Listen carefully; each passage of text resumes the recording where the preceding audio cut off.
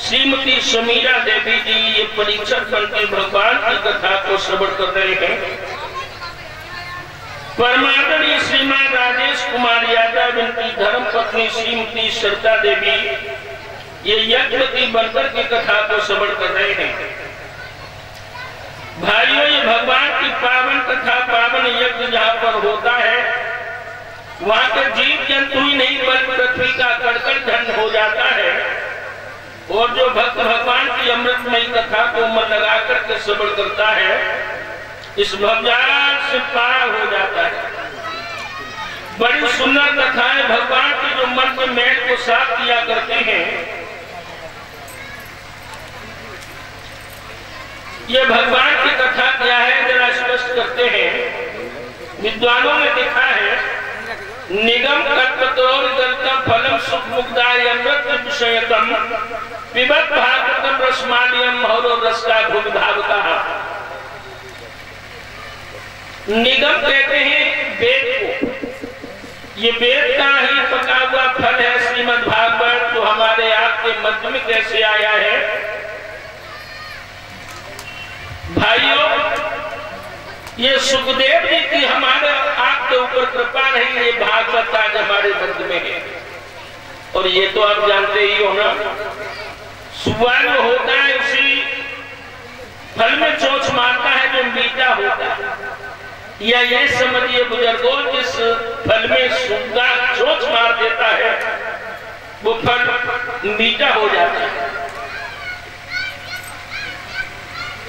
अब वेदाव्यास ने लिखा है पिबत भागवतम, श्रवणतम भागवत नहीं लिखा, पिबत भागवतम, यानी इस कथा का हमें पान करना चाहिए, कथा को पीना चाहिए।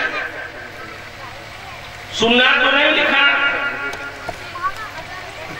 और लिखा मौरो इसका भूभाग का एक बार नहीं, इस भाग का मृत अपने जीवन में बार बार अनंत बार कोटि बार अगर पान करने का सौभाग्य मिलता है तो उसको कभी व्यर्थ नहीं जाने देना चाहिए।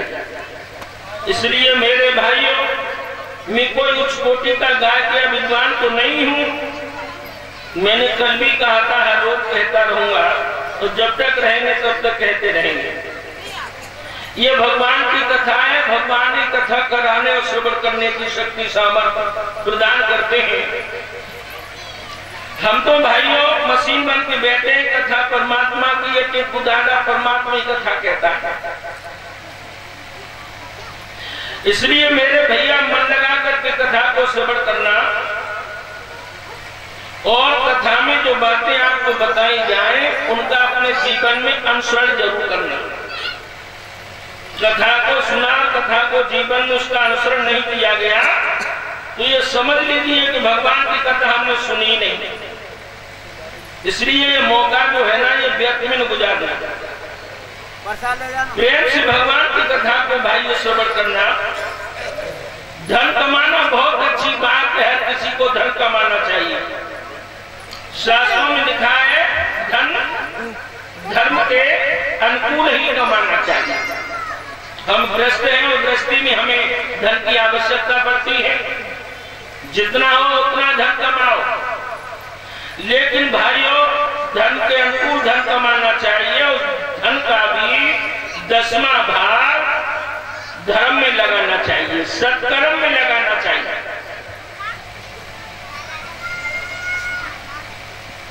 इसलिए विद्वानों तो यहाँ तक लिख दिया ऐसा विद्या दानम ज्ञानम न शीलम न गुणो न धर्मा तेन लोके भूभार मुक्ता मनुष्य रूपेण मृगाशरन्ति। जिनके जीवन में यश नहीं है, जिनकी दान करने में श्रद्धा नहीं है, हृदय में जिनके भगवान के प्रति श्रद्धा नहीं है, दान करना जिनने अपने जीवन में नहीं कभी किया हो,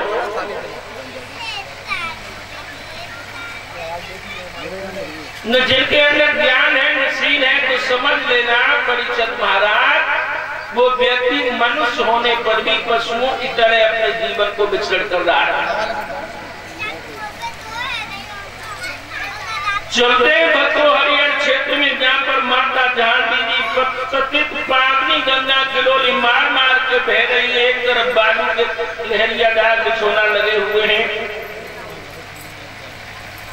उन लहरिया दार बिछौनाओं पर एक तरफ राज ऋषिगण विराजमान है, एक तरफ देव ऋषिगण विराजमान है, एक तरफ भगवान मात्र शक्तियों का शांत समाज लगा हुआ है। ऐसे पावन अवसर पर वैष्णव कुलभूषण परम साक्षात श्री सुखदेव जी अभिमन्यु पुत्र परीक्षित राज को भगवान की अमृतमयी कथा पाठ करा रहे हैं। बड़ी सुंदर कथाएं भगवान की याद जो मन के मैल को साफ करेंगे। अब भगवान की कथा से बढ़ाने से पहले भाइयों, सभी भक्त एक बार